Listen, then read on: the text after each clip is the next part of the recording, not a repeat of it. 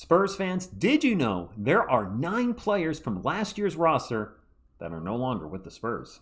Go, Spurs, go, 'cause the Giants stay. What is up, San Antonio Spurs fans? Welcome to TSR Sports. Hope you're having a great week. And it's been a while since we've done a video during the day. And over the last 24 hours, I got to thinking, where are they now?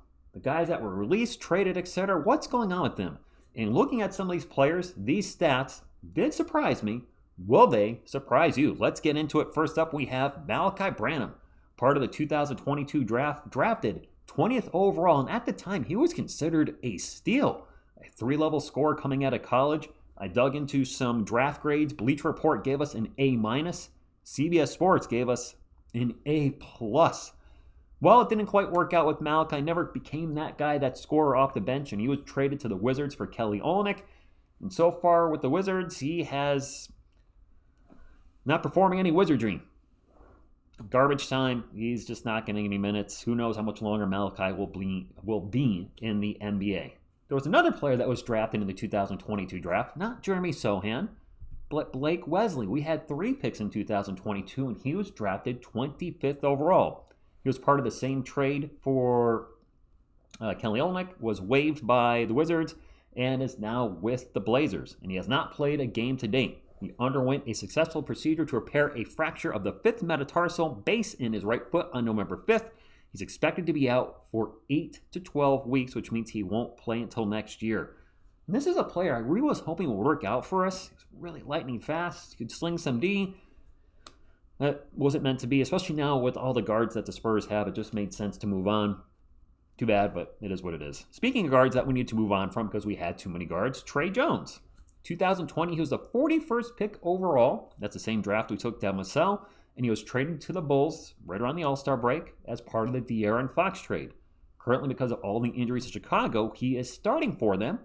He's actually playing pretty darn well. In 14 games, he's playing almost 30 minutes a game, 12 points, 4 boards, 5 assists, with splits of 48, 29, 84. So the 3-ball still not working out for him, but otherwise, looks like he's been playing pretty darn good for Chicago. Trey, good luck. Up next, Sidy Cissoko. You guys remember him? He was in the 2023 draft, drafted 44th overall. There was another guy in that draft you might not forget, you might remember.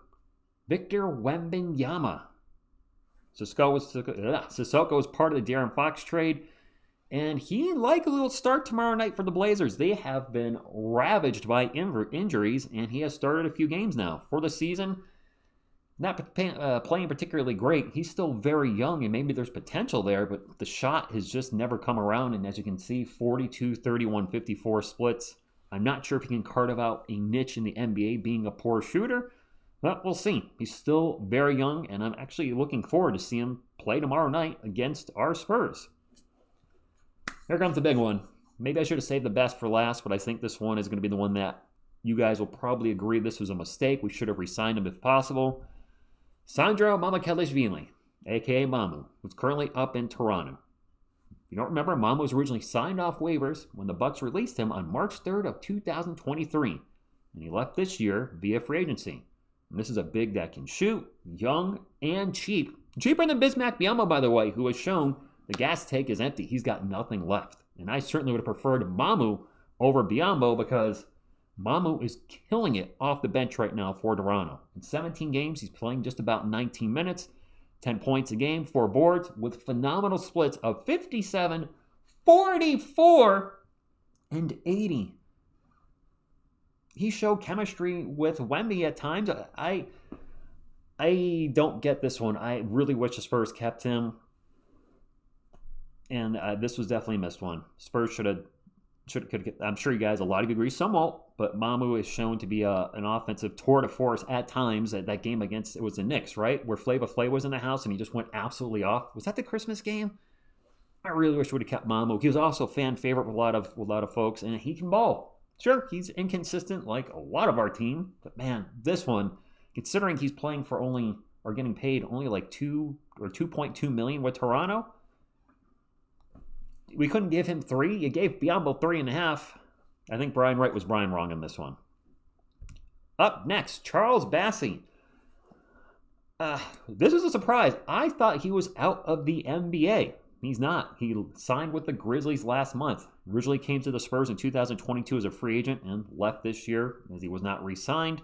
And it made sense for the Spurs to move on from Charles. I liked him, was rooting for him, but man, was he injury prone here.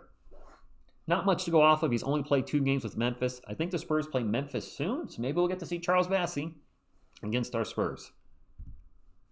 Ah, boy. Zach Collins signed as a free agent in 2021. He was eventually part of the De'Aaron Fox trade during the All-Star break this year.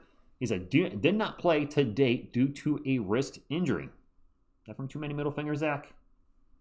Out with a left wrist fracture, which he suffered in the preseason. He underwent surgery on October 17th, 2025, so last month, and is expected to be out for at least 4 weeks. I looked at his injury report. Looks like he's more day-to-day now. Wish him the best of luck. I was actually excited when we got Zach Collins. I was like, you know what? This was a former lottery pick. He showed potential in Portland. If he can stay healthy in San Antonio, maybe he can be something special for us, and it just never worked out. So, actually do mean it. Good luck in Chicago, Zach. And you remember this guy? David Duke Jr. He is not in the NBA. On September 19, 2025, he signed an Exhibit 10 contract with the Phoenix Suns, and October 17, 25, he was waived by the Phoenix Suns. He's been on a 2-way contract for us for a couple years, but just could never find a spot with the team. Chris Paul, CP3, signed as a free agent last year and left as a free agent this year. And this is a player like Biyombo. I think the gas tank is finally empty. Chris Paul has announced this will be his last year. And if you take a look, it's easy to see why he's not a starter anymore. And obviously playing like this, he should not be. In 12 games, he's only playing 15 minutes per game, 2.5 points, 2 boards, and about 4 assists on easily the worst shooting splits as it stands right now of his career, 28, 28, and 15.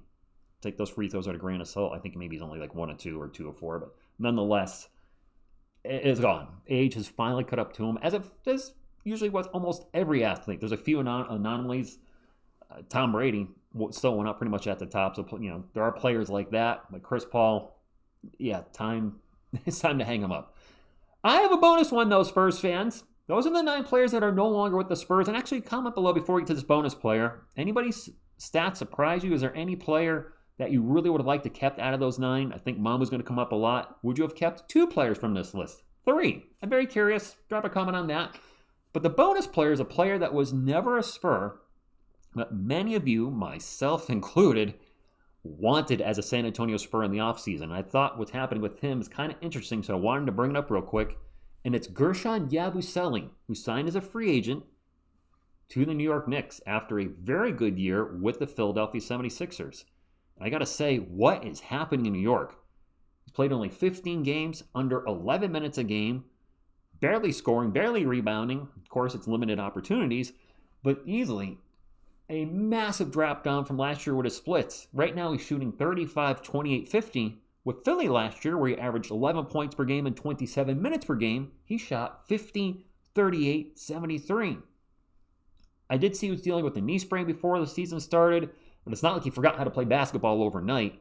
I'm seeing a lot of reports online that the Knicks do not know how to use him. They can't find a spot for him, and he will probably be a trade target before the All-Star break. Is this somebody we could target? Maybe we release Biyombo or do it. I don't know. Seeing him struggle with the Knicks just does not make sense because I saw him in the Olympics, saw him with Philly, and he is much better than that. So if anybody has any feedback on what's going on with Guerschon, maybe you're a Knicks fan or you follow Knicks. I know we have French subscribers. If you've been following his journey with New York, what the heck is going on over there? Because it does not make any sense. All right, Spurs fans, there you go. A little something different today. I know this is not a video that will, generate maybe a lot of interest from Spurs fans, or it's not one of those videos that's like, wow, I got to watch that right away. One of those big hype videos. But this is a video that I wanted to do because I was very interested where the players from last year were and how they're doing. And if you're watching, I'm guessing you were very interested in that as well. So I thank you for tuning in. Hit the thumbs up, like, support the channel, and subscribe to become part of our awesome Spurs community. I thank you, and as always, go Spurs go.